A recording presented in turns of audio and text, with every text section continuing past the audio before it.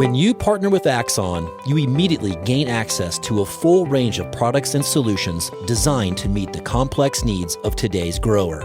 We carry all major brands and sizes of tires and wheels. We specialize in large diameter wheels for large equipment. We have one of the largest OEM replacement wheel inventories in North America. Known for extreme flotation setups, duals, and triples, we have wheels for all makes and models of tractors, sprayers, combines, and grain carts. If we don't have the wheel in stock, we'll custom build, sandblast, and paint in-house.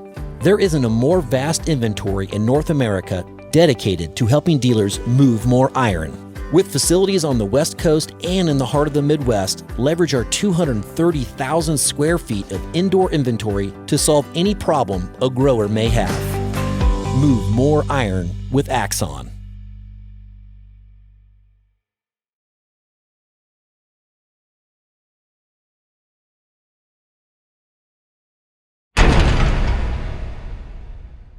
Moving iron.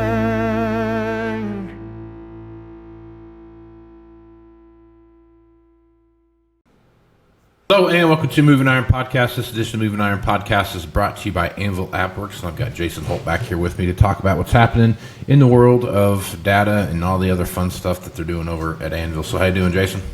Doing very well. It's been a great summer, been very busy, but hot here lately as well. Yeah. We've been surviving it. Yep. But activity's picking up, and both at the dealers and for ourselves, and it's an exciting time. Yeah, it's definitely warmed up here. We had our first stretch of real unbearable heat. We don't want to complain too much. We haven't had a really overly warm summer, so I'm not gonna complain too much. But we've been pretty good. But when it hits 99 in Minnesota, we just don't know how to handle it. So most people don't. So don't feel out of place. So well, there's plenty of stuff going on, man. Talk a little bit about some stuff that's going on at Anvil right now. It's that time of the year where a large number of evaluations are going to start coming through. We're looking at the end of the year press. We've got various EOPs and especially combines right now kind of the leading that charge. So I guess, Jason, as you're looking at what you're seeing from the folks you're working with, what are they telling you right now? You know, the number one thing is they're really excited for the Moving Iron Summit coming up. So it's good news. That's taken we're planning our aspect of that right now. We're excited, of course. It's coming up right after Labor Day, and we're going to be there, and we're working with our partners at Tractor Zoom and really looking at what is the inventory looking like out there, what is the data showing us, what is how can we get people utilizing us together, and how to use it. And that's a frequent question we get. It's at the top of a lot of people's mind is, what's the inventory doing? Are we going to have a shallow trough like I read? Or are we going to have a deep trough? Or how can we catch this ahead of time? So we're planning out a dealer panel actually at the Moving Iron Summit where Tractor Zoom and Anvil are going to be hosting some of our customers to ask them some questions, see what they're doing, get some of their best practices, and have that round table or panel, I guess, right live there at the event. So it's a can't miss it, don't miss it type thing. Awesome. Yeah, I like dealer panels, and the reason I like them is you get to have a conversation about what's going on from different perspectives, and the nice thing about those perspectives is that especially at the Moving Iron Summit, is that you're not just getting a one-sided perspective from one manufacturer line. You're looking at multiple people across a wide spectrum of stuff, but also what's happening in Nebraska may not be what's happening in Washington. You know what I mean? So you're kind of bringing those skills into play a little bit more as you look at what's going on there. So there is a lot of information that comes out of those dealer panels, and that's what I like about those things so much. We've done it for 3 years now at the JDUG conference we go to for Yep. the John Deere Dealer Network, and everybody wonders if we've planted questions or told them what to talk about or not talk about. But after 3 years in a row, we learn so much by listening to what the customers are saying to each other. They tell us they get so much out of listening to the other panel members as well, and then the audience is a little bit of preaching to the choir, but they're standing up saying hallelujah and a few things as well by hearing it direct. So panels are wonderful. really a good way to partner with our customers as well, is because we know we don't have all the answers, but we know how to solve problems. Yeah. And that's where hearing what the issues are and hearing how other people are doing it is beneficial for everybody. And that's what we really enjoy.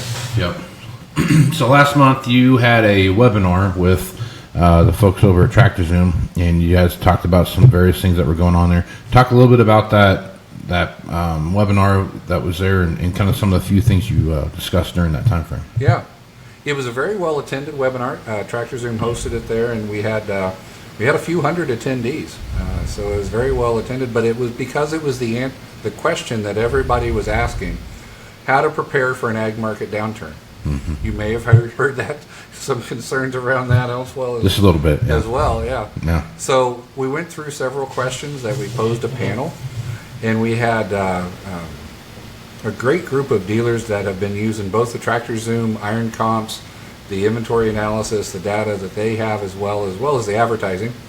But they're also customers of Anvil, and we've been able to show how data and metrics and AI, or data, and being able to see some of the predictions that are coming has really benefited the dealers, and they gave us some really good examples of different ways, and the questions were very good.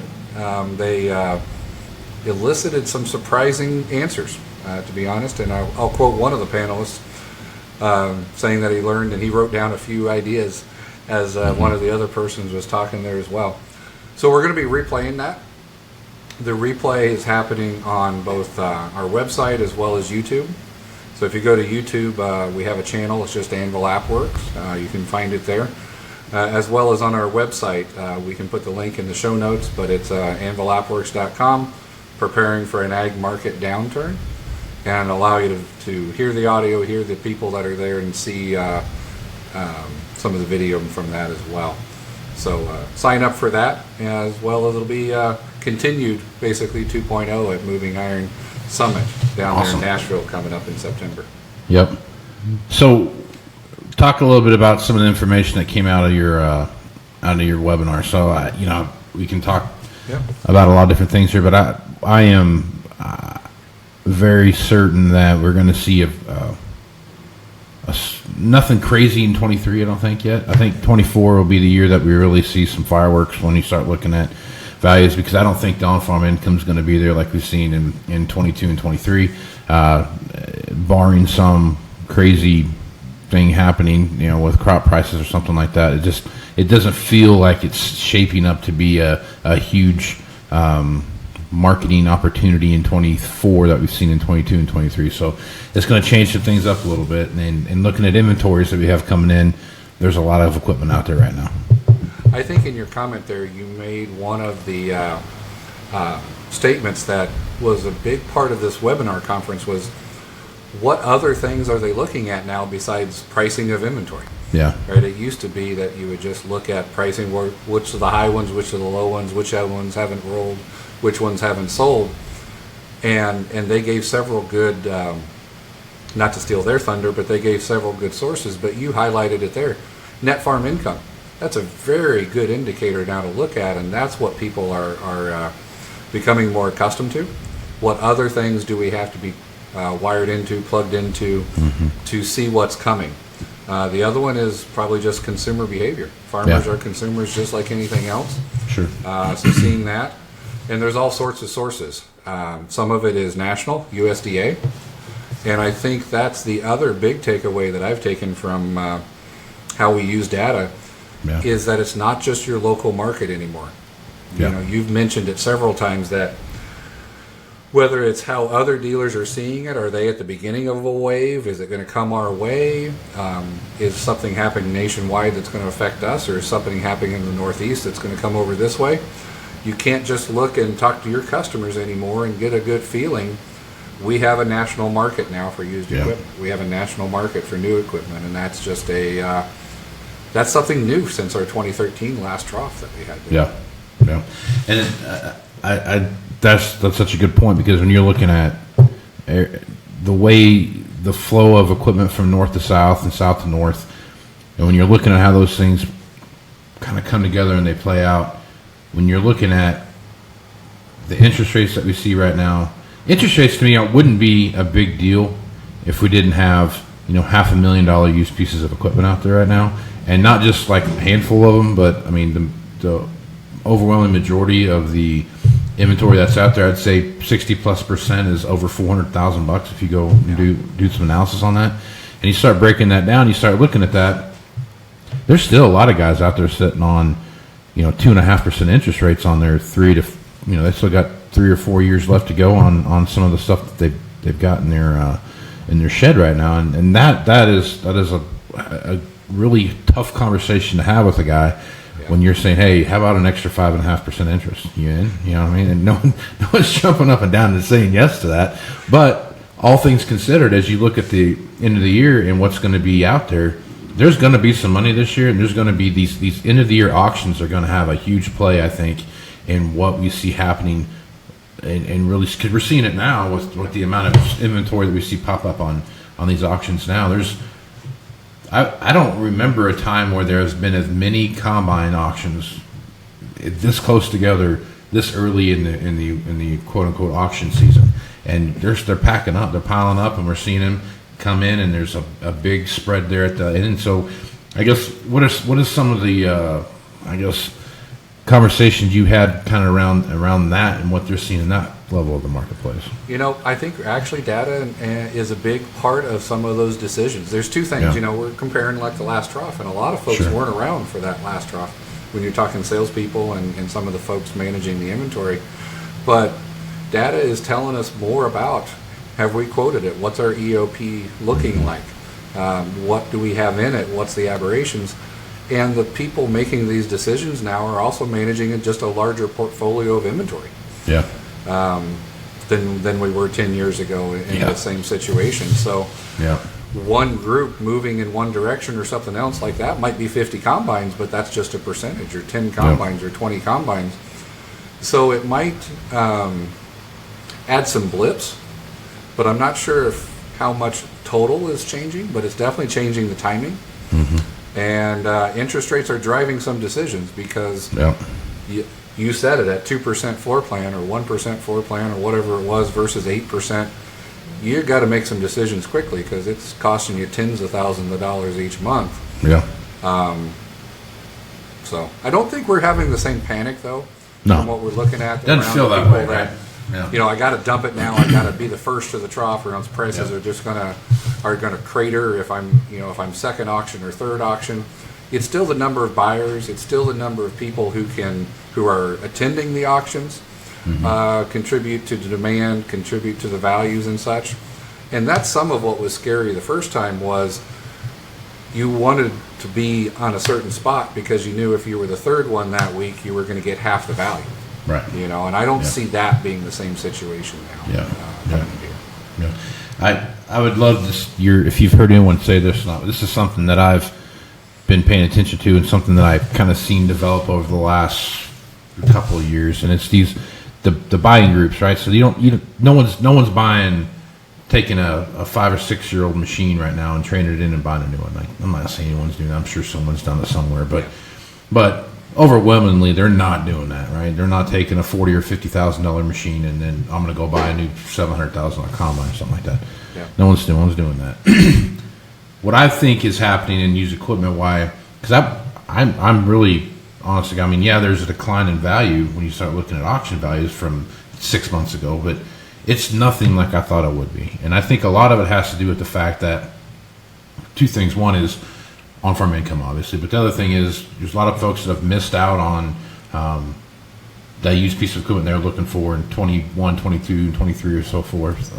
Up to this point, now they're going to have an opportunity to get that piece. But I think they're also realizing, the customer base is also realizing that I can no longer get what I'm used to getting as far as hours go. Mm-hmm. And I'm just kind of stuck in this box over here now that is maybe more hours than I'm comfortable with, but this is what I can afford based around what's out there right now. It feels like to me that the solidification of these buying groups is getting more and more very defined, and which to me would explain a little bit of this when you look at used equipment values through auction right now, and where they're at and how much stuff has been sold on these sales, that you haven't seen that quote unquote collapse yet, because there is a buying population that says, all right, this is the combine grouping that I'm going to play in because I have to. Right. Any feedback on that you can? I think we're also seeing that same aspect both from a salesperson standpoint and a customer standpoint, because let's rewind to Rolls 20 years ago. Mm-hmm. You had a customer lined up before you ever sold the new one because they were in line for the next one. Right. And that was the origin of this kind of mindset, that I got a machine in this amount of hours and that this is what I was going to do with it. But the reality is then the inventory exploded, and I'm like, why do I have to commit up front? Because there's going to be plenty of it out there to choose from, and I'm going to be able to get exactly what I'm looking for my scenario. Yep. And now with inventory tightening up a little bit more, it's I want to make sure I got a reasonable machine for what I'm looking for. It may not be perfect, but it's the right group, it's the right amount of hours, it's the right options, something like that. So I'm going to commit to a machine coming in. I'm going to be a part of this group. I'm still going to have some options, but it's getting a little bit closer to that. I am the second buyer. I am the third buyer of something, instead of just, shoot, when I need it, I know there'll be 25 to choose from, right? Which was a little bit more of where we're at. Now, from the sales team standpoint, I think they're also seeing the customers react to that and allowing them to better understand the last time they bought, or the last time, what kind of fleet rotation do they have. That was something the last 4 or 5 years, which, again, that's the majority of the sales force out there, has not been selling more than about 5 years, what it seems like. So they are not used to having a consistent planned out trade cycle or a consistently planned out buying cycle to work with their customers with. So those buyer groups, as you're talking about, are both working with their sales team, but then also working with the inventory that's available there. And with interest, there's also trucking. That's getting more and more expensive, getting it to moving it around. No kidding. And the auctions are getting less and less reliable as far as what's going to be there and how much of a deal can I get on it, and is it worth it for the repair cycle. So. I tell you, I watched a couple choppers sell. Both were on Steffes' auction. One sold Monday, and then 2 more sold on Wednesday. And actually, the machine that sold on Monday had 100 hours less than the closest machine, and then the next machine after that had another 100 hours on it. So there's about a 200-hour spread between 2 machines. The lowest hour one had like 78 hours on it. It actually brought less money than the machine that had 100 more hours on it by about $2,000, right? Yeah. And then the machine that had another 200 hours more than that 78-hour machine did brought $23,000 less. So there's zero rhyme or reason to why that happened that way, other than probably everyone that missed out on the 78-hour one bid it just a little bit more on the next one up, and then they kind of played the game on the third one. But there's a lot of stuff. The reality is $23,000 spread on a 400,000 is statistically insignificant anymore. Right. Now, exactly. I'd take it if you gave it to me, don't get me wrong. Right. But it's it's not the same effect as it used to be either. Yeah. So looking at you brought up a good point about customers and sales and those kind of things. I think we're at a point now when understanding how ranking your customers is going to be more important now than ever. So you got to know who that A customer is, and not just like this is the guy buying the new stuff. I think that's a different classification all on its own. That's another island that they're on. It's that A used customer, that B, C, D customer, all the way down the line. Who you're calling on, why you calling on, what's the frequency of calls you're going to make, and then what's that geographical map look like that you're calling on. I don't think I don't know that if you're not doing that and not really understanding who those customers are, that you can truly be successful in what it is that you're trying to sell. Because, quite frankly, you have to have a pretty good story to go talk to someone about now, and understand what it is that they need from you as a person. I mean, and I think I'm sure your dealer panel will have had something into that conversation a little bit, but I mean, looking at what you're doing with Anvil and those customers and how they work together, there's got to be some good meshing of that data coming out of what the business systems that already are in place. No, there's 2 big things that came out of it. Of course, I'll give my biased opinion, but it's the the relationship is as important as ever, Sure. but it's not the relationship like we play church league softball together. That's Right. not the relationship that people are looking for now and what sales teams are needing to deliver and manage. It's the relationship that I add value. Right. I'm a trusted partner. I will help you pick the right machines. I will bring you something when it comes in. I will be proactive with you, and we will call on you, and we'll have that relationship, and we will be there when you need us, is a lot different than what we've had the last 4 or 5 years, where, it was, what do you have? I'll take it. And a lot of the, people hustle, don't get me wrong, but sitting in the store and doing those types of things. And then it's also the aspect of the relationship across the dealership. Right. Whether it's your own store, whether it's the different departments as well. That customer is now managing several relationships, and that's where we've seen dealers start to utilize that. And then the other side of it is dealers starting to figure out what is adding value mean. Mm-hmm. And how do we use information and how do we use data to help us with that? And that's one of our most recent launches or integrations into that piece is based upon buying history, based upon fleet size, based upon farm size, suggesting when it might be the best time to go visit someone because of some history. But that's still not just, hey, I heard you were ready to buy something. It's going in there and understanding what do they have, what's its use case, what's the best thing to go through there with. And that's where technology helps. It's hard to keep track of 150 customers. It just is. Yeah. There's a good reason why people waited for people to come in, was because it was hard otherwise. But that's where technology comes in. Whether you're talking about metrics, leads, how many deals do I have? Just how long do deals sit? Do I have a deal? Mm-hmm. Those were really hard when your tool was a legal pad. Right. But now you've got things that show me, here's our age, here's how long we last, here's who we're working on to there, and sales managers, shouting out to them. They're not dealing with 3 or 4 salespeople anymore. They're working a team of 12, of 15, mm-hmm. of 18 people now across an area that's much larger with a much number of customers, and scale is what comes with technology. And that was one of the really interesting questions from the team. Was you'll hear from their words, but what are some metrics you're looking at now that you may not have looked at in the past?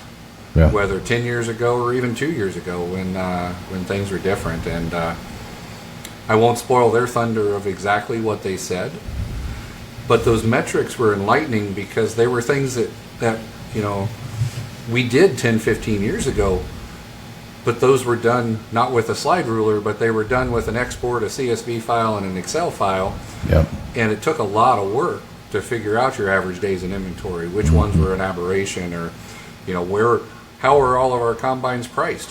Well, that was 2 hours worth of work to just pull your combines and see where they were all priced and which options they had.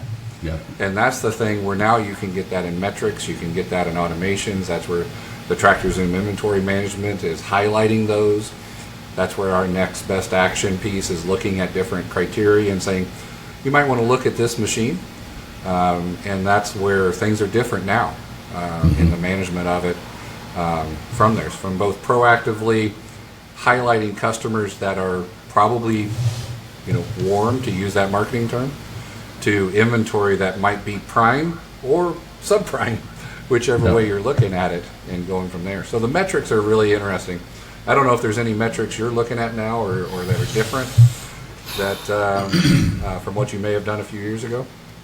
There's a lot of things that are different. I mean, I'll just probably the easiest one for me is just it's the volume, not so much the volume of machines that we look at, but the dollars associated with them. And I had a funny joke. I was talking with a guy just this morning, and we was talking. I was like, "You remember when we used to have like 25 million in inventory, and now we got 25 million in combine heads?" You know what I mean? It's just like, like those kind of conversations now are just so much different, where the magnitude of what you're looking at is so much more exemplified than it had been in the past. And I think that's one thing that I find I don't hardly look at the dollars anymore as much as I do the units.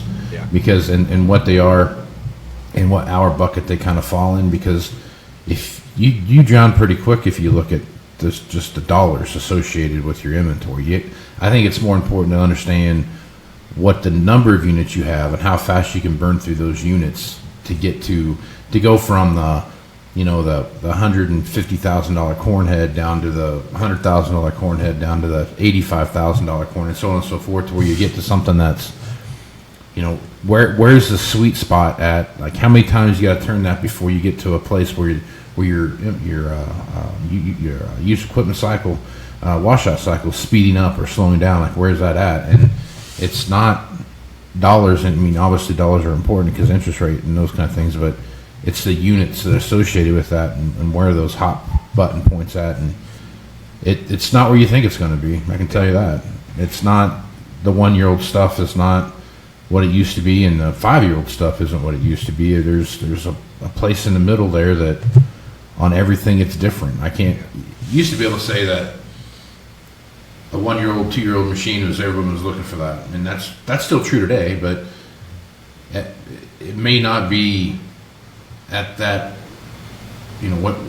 What's happening in combine isn't what's happening in tractors, and what's happening in tractors is not what's happening in platform heads, and it's not happening in grain. I mean, it's just everything is so driven differently. I mean, I guess I don't know if I can say that right. It's not the same, and nothing matters. Like, everything's kind of out the window. Yeah, because you used to be able to just look at corn heads, and that was kind of the indicator. Now you're looking at metrics like sold ahead. Yeah. What have we got sold ahead? Because that's going to drive our inventory. That's going to, it used to be somewhat easier to do a washout, and now it's more complicated as you got multiple machines coming together into the multiple deals.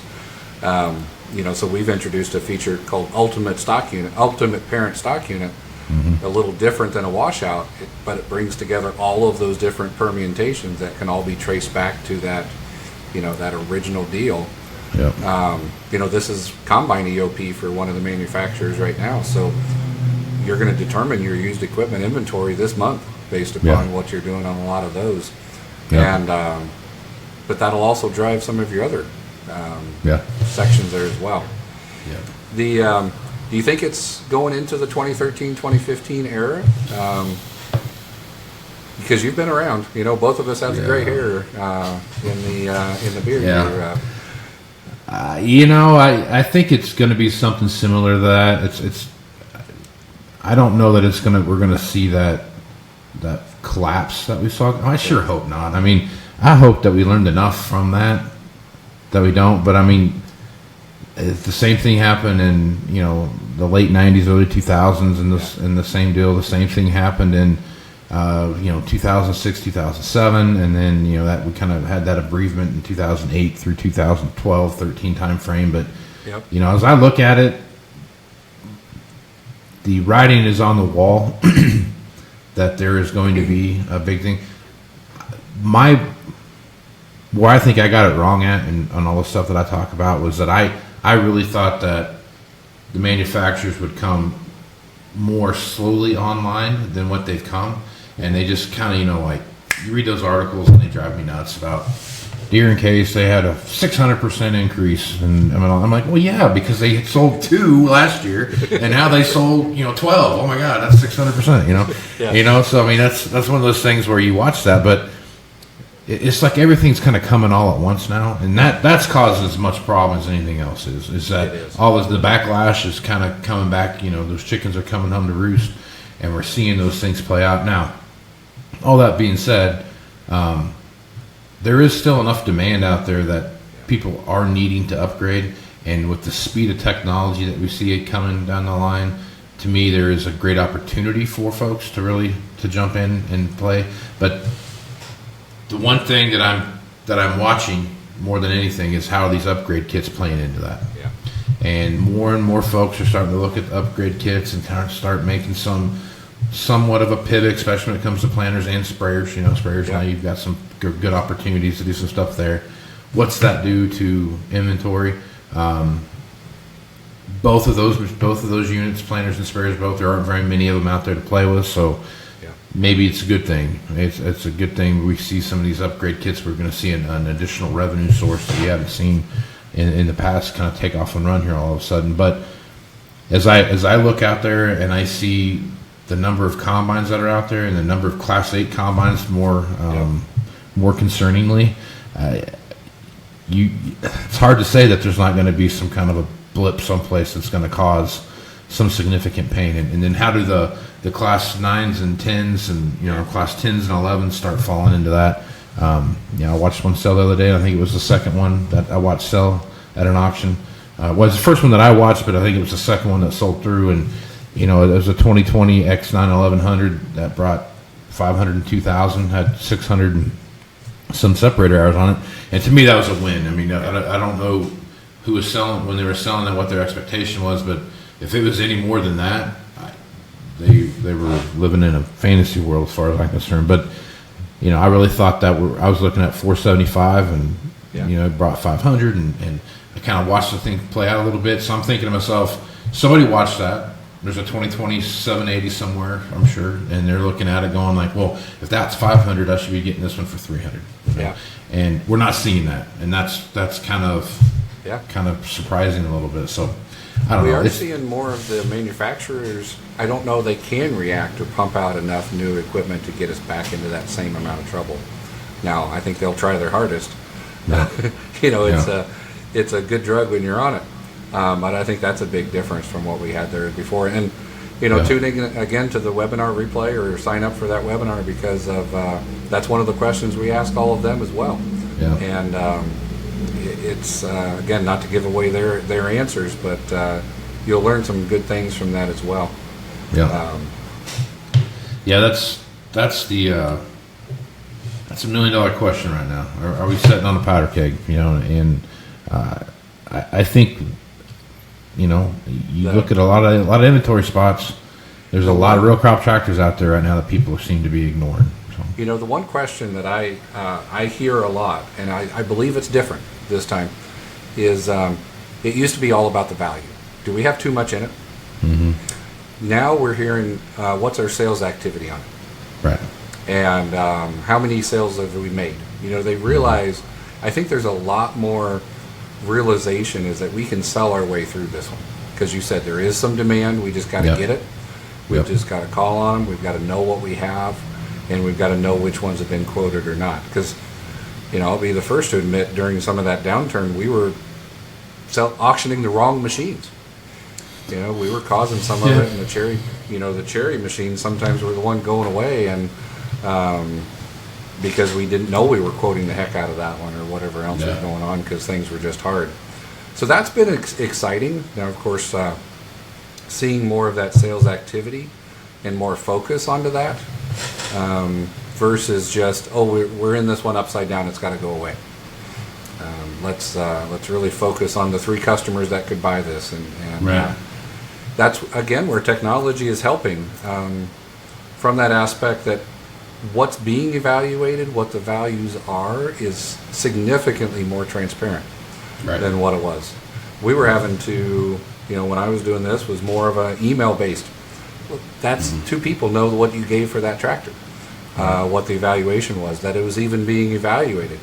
And now it's fully transparent. Everybody can see what's coming in, what's being evaluated, what's in inventory, is it high, is it low from there.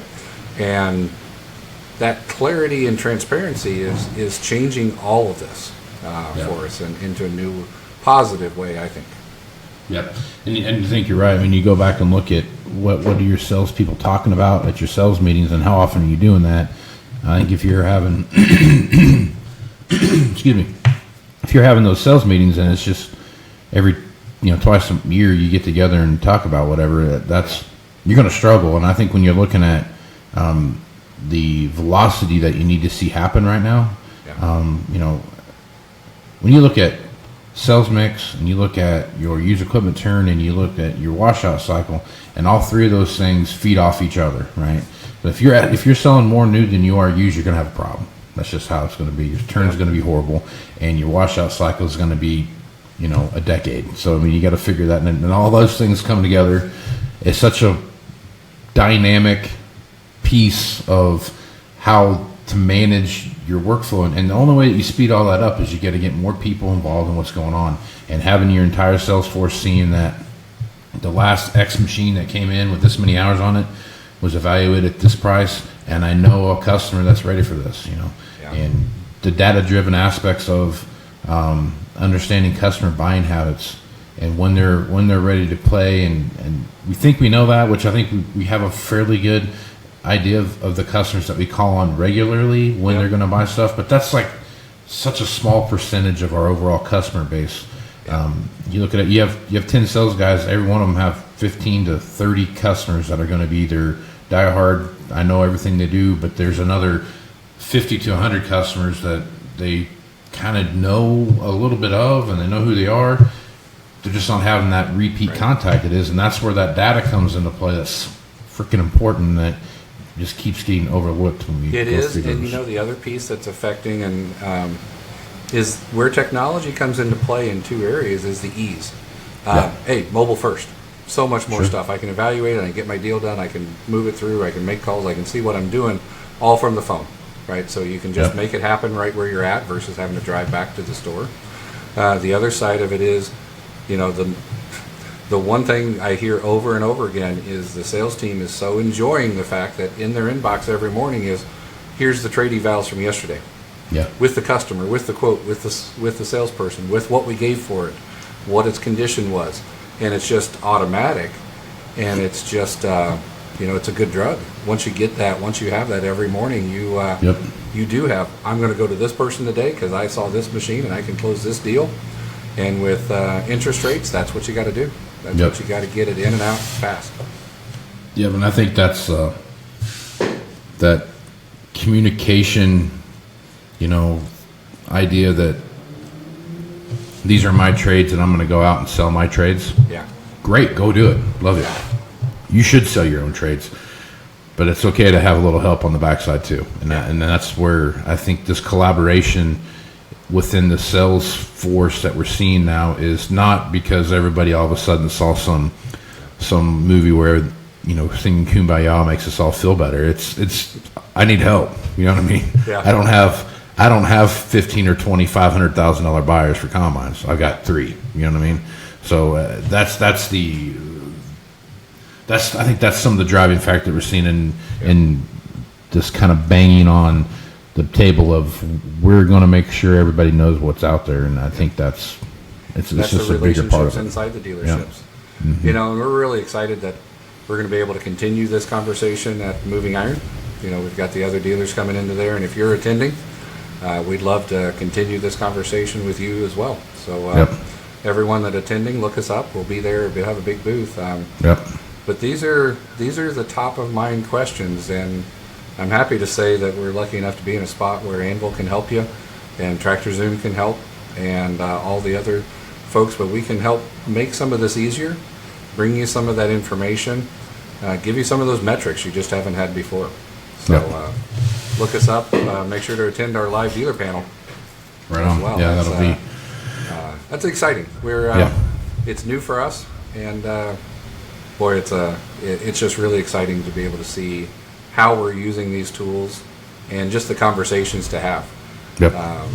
Maybe that's the idea for Moving Iron. Can we all sit around and crack a few and just talk about used equipment? Maybe that's what the whole thing is about.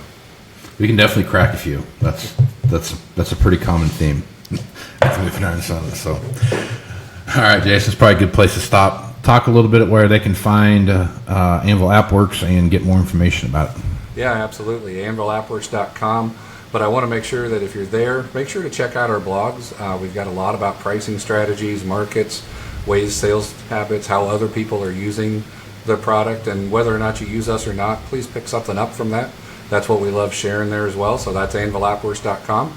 Now, of course, we're on LinkedIn, Twitter, and YouTube as well. So check us out there, just AnvilAppWorks.com. Or send us the email, sales@AnvilAppWorks.com. And we're excited to see that, and drop us a line if you're coming to Moving Iron Summit. We'd love to chat with you, give you some good swag, and see how we can help you as well. Right on. Well, I look forward to seeing you there, Jason. And when you guys get to that, Jason and his group will be right there in the middle as you walk out of the main doors of the main room there. You'll see Jason right there with the rest of his guys, and he'll have one of the bigger booths there in the middle. So check that out, and we'll go from there. So, Jason, appreciate you being on the podcast, man. Look forward to seeing you in a couple weeks. Look forward to it. Thank you. Right on. I'm Casey Seymour with Moving Iron Podcast. Check me out on Facebook, Twitter, and Instagram at Moving Iron LLC, LinkedIn at Moving Iron Podcast, and check out the YouTube channel, which is the Moving Iron Podcast YouTube channel. So check it out there. Go to Moving Iron LLC for everything Moving Iron related, and check out the blog posts there as well as the Moving Iron Podcast library. I guess you can go all the way back to my first one, which is awful. I do not ask anyone to go back and put themselves through that. So check that out. So. With that, I'm Casey Seymour, Jason Hoult. It's going to be some Iron Folks. Out. Moving iron in the 21st century. Hard-working people working hard for you and me. Moving iron time and time again. Through the years you'll find us here. Moving